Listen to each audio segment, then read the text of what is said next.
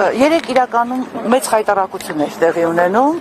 որովհետև հայրենադավ այդ սրբազանները որոշել էին գրոհել ակնհայտորեն եւ չէին թաքցնում, որ որոշել են գրոհել եւ գրավել մայր տաճարը։ Դա ամենաաբսուրդային բանն է, որ կարող է որևէ երկրում որևէ հոգեվոր կրոնական կառույցի հետ տեղի ունենալ։ Եվ երեք, եթե հիշում եք, հինգշաբթի էր եւ կառավարության նիստում Նիկոլ Փաշինյանը իր խոսքում, կարծեմ հարցերին պատասխանելու ընթացքում նման մի միտք արտահայտեց, որ այսօր շատ կարեւոր օր է եւ ճգնաժամը եկեղեցու շուրջ կարող է հանգուցալուծվել միայն այն դեպքում, երբ որ եւ տվեց աշխարհի կանոնը ամենայն հայոց կաթողիկոսի այնտեղ չլինի։ Սա ամենաաբսուրդային բանն է, որ որևէ պետության ղեկավար կարող է իր հոգեվոր առաջնորդության մասին այդպես արտահայտվել, բայց ի պատիվ հայ ժողովրդի եւ հավատավոր այն մարդկանց, որ երեք գտնվում էին մայր տաճարում,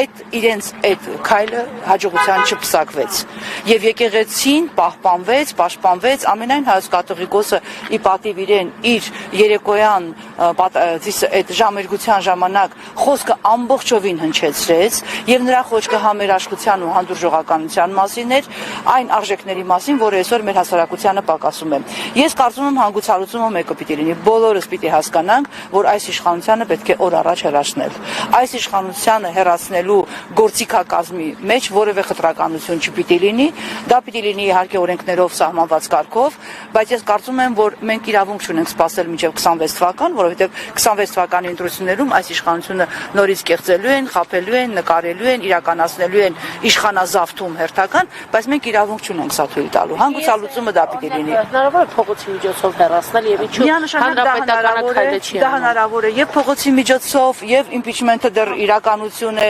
եւ իմպիչմենտի վարչապետի տեխնազուն այսօր անազատության մեջ է Դավիթ Համբարձումյանը, որը խայտարակ բան է ուղղակի։ Այս մարդը ըստ էության օրենքով պաշտպանված մարդ էր եւ որևէ հանցագործություն չէր կատարել։ Չգիտեմ 7-10 տարի առաջվա ինչ որ մեղք են գտել եւ բարթել են եւ մեղադրում են այս մարդուն այնպիսի հանցանքների մեջ, որ իրականության չի համապատասխանում, այո, հնարավոր է։ Հնարավոր է եւ փողոցով եւ իմպիչմենտի միջոցով եւ համաժողովրդական ընդվզման միջոցով, ընդ որում համաժողովրդական ընդվզումը նույնպես սահմանադրական ճանապարհ է։ Եվ սա մենք պիտի անենք պարտադիր։ Հակառակ դեպքում մեր երկիրը տարիներ շարունակ նորից մխրճվելու է նիկոլական իշխանության այս վայրագությունների մեջ եւ Հայաստանի Հանրապետությունը այլևս չի լինելու որպես այդպեսին։ Լինելու է թուրքական ինչ-որ փոքրիկ բնակավայր, որտեղ մեծահոգաբար թույլ են տալու մի խումբ հայերի այնտեղ ապրել։ Իսկ մեր եկեղեցիները դառնելու են մզկիթներ։ Սա է մեր հեռանկարը։ Այս տեսլականի հետ ժողովուրդը համաձայն է, ես բան չունեմ ասելու, բայց կարծում եմ ընդվզումը պարտադիր պայման է Հայաստանի Հանրապետությունը հայկական պահելու համար։